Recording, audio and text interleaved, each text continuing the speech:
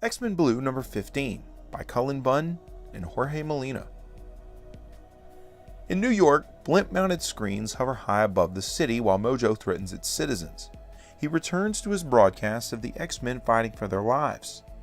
The majority of them keep the horde of robots busy, while Longshot, Jean, Logan, Jimmy, Angel, and Colossus head to take on Mojo.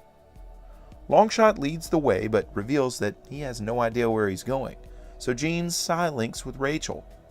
There she discovers that the Blue Team has secretly been working with a certain longtime archenemy. Cyclops overhears and says they'll discuss later, while Kitty takes out Magog. Meanwhile, Longshot and the Wolverines discover a control room and fight while Longshot attempts to disable the signal. He fails as Mojo discovers them, and Jean points out that he's siphoning mental energy from his audience. Back at the fight, Bloodstorm freaks everybody out with her freaky vampire ways, while Gog is quickly defeated by Rachel. Meanwhile, in the control room, Angel flamethrows everything that he can at the Spineless Wonder, while he deflects Jean's attempts to get into his mind. The X-Men are in trouble when a bullet hits Mojo.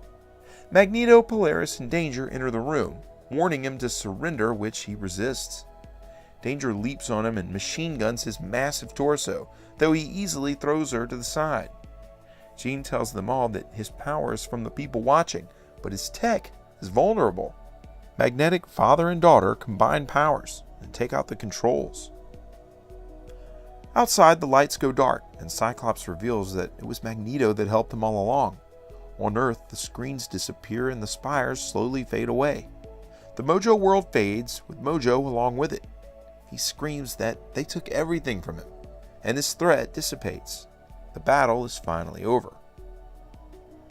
Back on the streets of New York, the X-Men float down from the sky and a very upset Kitty Pryde confronts Magneto. She continues her tirade at Scott and Jean when Colossus finally backs her off the ledge. They know now that Kitty will never stop demanding control of their team, but for now, the X-Men can relax. The issue wraps with Mojo, Domo, Gog, and Magog in the sewers. Apparently not banished back to the Mojoverse as believed, he'll have plenty of time to plan his revenge. But not this time, as this story arc is finally concluded. You know, I mentioned it earlier, but as cool as it was to have Longshot and Mojo back in the fold, 2 bi-monthly crossover books move everything along at a monstrous pace. With that aside, Cullen Bunn and Mark Guggenheim did a great job not letting things get too carried away.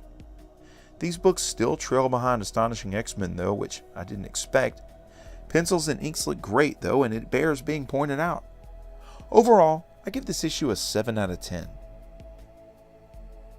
If you like this video, there's hundreds more like it spanning several current and classic story arcs. Click the boxes here for more playlists. This video is also accompanied by my blog at nerdiestkidyouknow.com. You can also follow links to my Facebook or Twitter pages, as well as a link to this very issue for sale on my eBay page by clicking below. For the Nerdiest Kid You Know, I'm Sam Torito. Thanks for watching.